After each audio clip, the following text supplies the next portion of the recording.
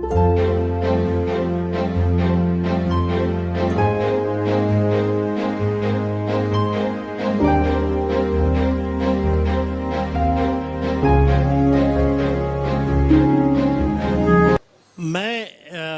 कुछ गलत बात कहूँ तो मुझे क्षमा करेंगे।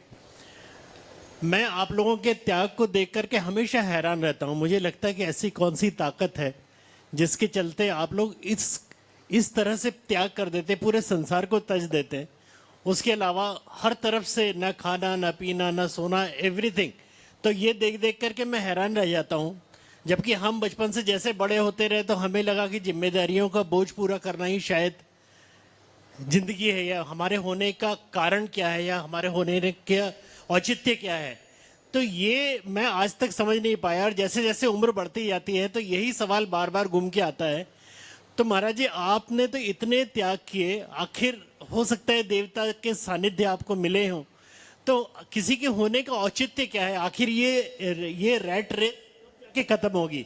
हमेशा यही लगा रहता है कि एक जिम्मेदारी खत्म हुई, अगली एक मुंह बाएं खड़ी हुई है, तो कभी भी इससे शांति नहीं मिल पाती। देखिए, पहला कारण तो इसका एक वाक्य में बताता हूं।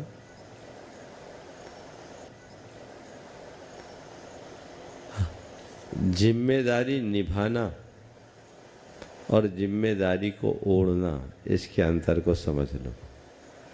समझ गए? आप लोग जिम्मेदारी निभाते कम हो, ओढ़ते ज़्यादा हो।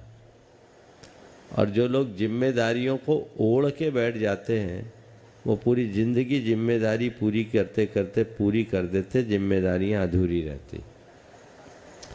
दायित्व को दायित्व की भांति पालिए, पर उसे अपना कर्तृत्व मत मानिए। कर्तव्य का भाव रखिए, चीज़ें सब हो जाएगी। एक बात गांठ में बांधिए, हम कर्ता नहीं, निमित्त हैं। हमारे द्वारा चीज़ें की नहीं जाती, होती है, बस हम उसमें निमित्त हैं।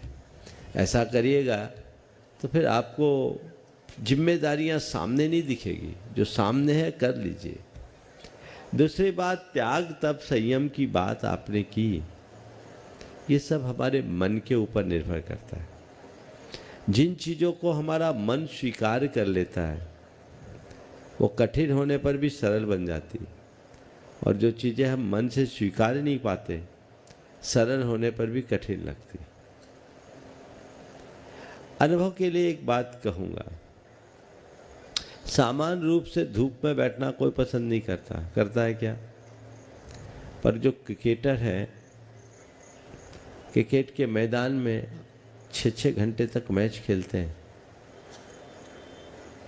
कितनी प्रचंड धूप होती है, पर उसमें भी आनंदित होते हैं कि नहीं? बोलिए। दर्शक खुले पेविलियन में बैठ करके घंटों मैच देखते हैं, आनंदित होते हैं कि नहीं? 46-47 टेम्परेचर में भी लोग आनंद लेते हैं। क्यों? टिकट कटा के गए हैं। गए?